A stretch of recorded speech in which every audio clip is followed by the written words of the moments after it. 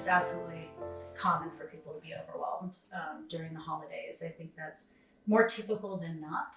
I don't know many people who typically say that the holidays are completely stress-free and 100% calm and chill and always entirely 100% enjoyable.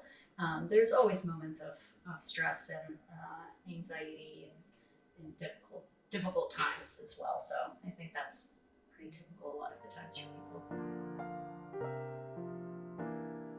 Probably for a lot of reasons, I'd say.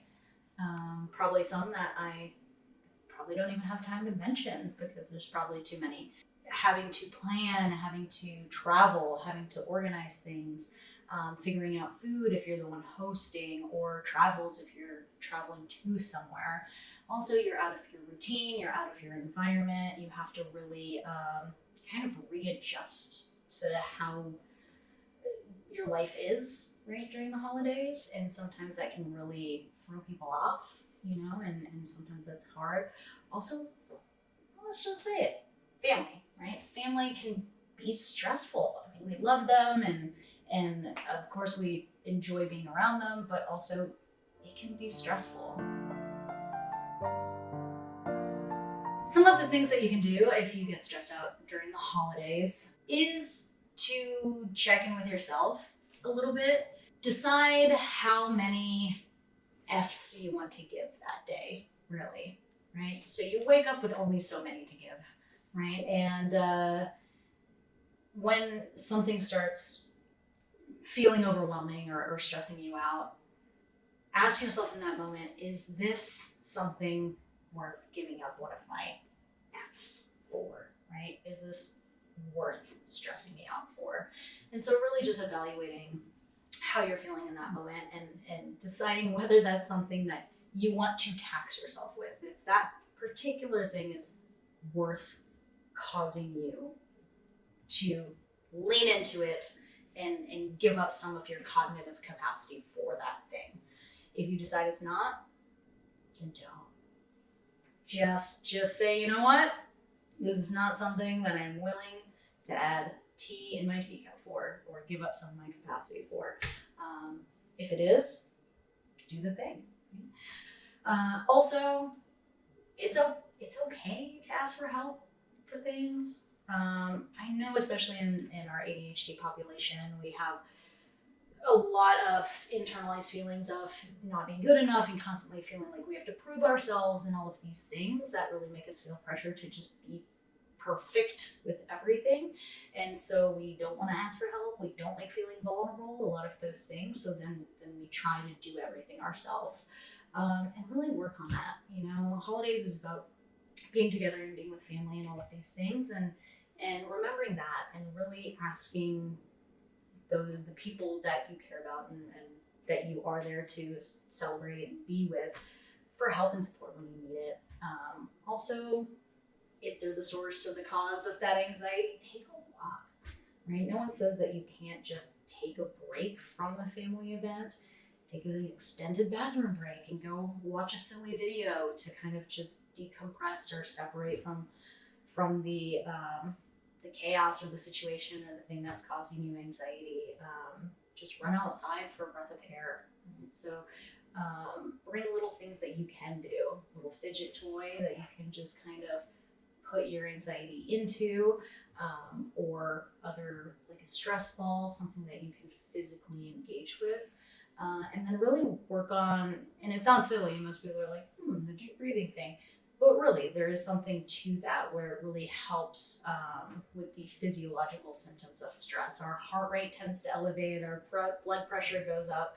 So deep breathing can really help decrease some of that heart rate. So that can also help to calm us as well. Spread things out, first of all. You don't have to do everything at one time. And I know this is particularly hard with our ADHD population because forethought and planning and all of these things are inherently just a little more difficult for us, but keep following us for more ways where you can break those things down, develop strategies to help develop some of that executive functioning skills to help mitigate some of those difficulties. But as best as we can, try and write it out, make a plan, right? Doesn't mean you have to, be good in the spur of the moment to make those plans, but sit down with a piece of paper while you're watching something in the evenings and just write it out. Let's see, this week on Tuesday or whatever, I'm going to go to the store and I'm going to get all of the shelf-stable things. So a couple of weeks before, get all of the shelf-stable things that you need. Start by writing out the things that you want to make. So have a list of all of the things you want to make and be realistic with yourself, right? You don't need 400 different dishes and extensive quantities of those dishes. Be realistic. Just make enough variety, a few things, and just enough for everyone to enjoy themselves.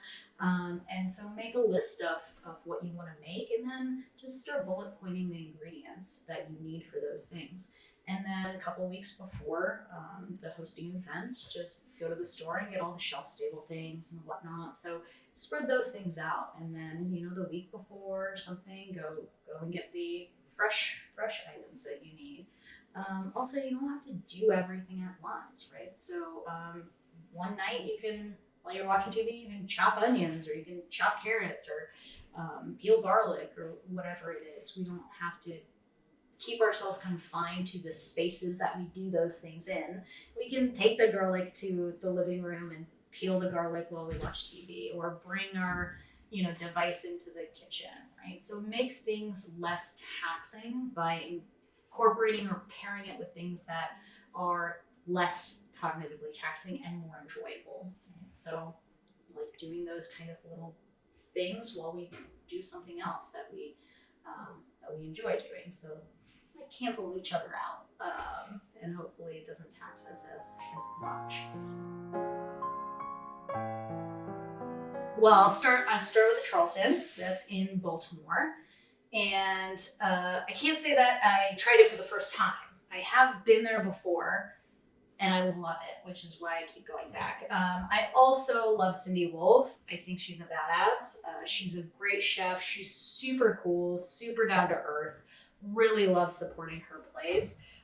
She has a couple other spots too. Actually, right across the street, she has Cincale, which is amazing as well. Great pasta, great Italian food inspired there as well. So definitely check that out. But Charleston, it's beautiful. So it is a little more fine dining, but what I love that she does is instead of with this kind of prefix menu that you don't have really options on, you're kind of stuck with what you get most of the time with prefix menus. They just feed you and here's what's going to happen first, or you get 3 selections of, you can pick this from these courses. But at her spot, there's this beautiful big menu, and you get to pick however many courses you want, and you get to pick any of them from that whole list and kind of create your own prefix menu if you want, if you will. So I love that. I really love that because it doesn't limit me. I get to have whatever and how much or how little of things that I want. So I love that. So she's fantastic. Charleston is fantastic. Their wait staff and their kitchen and the bartenders, everyone. I love that place. They have great bread, and they also have a cheese tart, so that's super cool. I also tried sushi in Nakazawa for the first time. Fantastic. We sat at the sushi bar, which was such a cool experience, and our sushi chef was awesome. He talked to us the whole time, explained everything that we were having, and it was such a cool experience, and also very comfortable for being more of a fine dining spot. The sommelier was super cool, and the host was really great, came and checked on us a few times, and the food was incredible. There's incredibly fresh fish that they fly in from Japan and other places, and just pretty remarkable experience there too. So loved that. And then another local spot that I just tried last night is Founding Farmers. More casual, laid back, but amazing food as well. So had some of their handmade pasta and some 4 cheese filled ravioli, and they had these dried cherries on it that were just and you think dried cherries with mushrooms on top of some cheese filled pasta, that sounds a little weird, it might not go together. You'd think that, but somehow delicious. So a little bit of that tartness from those dried cherries cut through that richness of all that cheese in there. Oh, it was fantastic. And the earthiness of the mushrooms, everything just worked out really well. It was a beautiful dish. I would definitely go back just for that dish. So I highly recommend checking out some of those local spots, and then also any spots that you guys think that I should go to too. I want to hear about it. I really enjoy making desserts, actually. In general, I just find baking more challenging, so it kind of just challenges me culinarily more. So I like doing that. I really like the process of it, and the decorating and kind of pushing and challenging myself with different flavor profiles for stuff. So I like making things like macarons and eclairs. I really like French pastry stuff. So really enjoy making those type of things, entremets, those more delicate type, intricate work there. Yeah, and then of course my sourdough, which I've talked about already, but trying out different flavor profiles in some of my sourdough, and trying different scorings on those and some different kind of folding techniques and different proofing times. And I always just try and mess with things, see how I can tweak things and just make things better. So any requests for sourdough, start throwing those on the shelves for people to pick up. So yeah.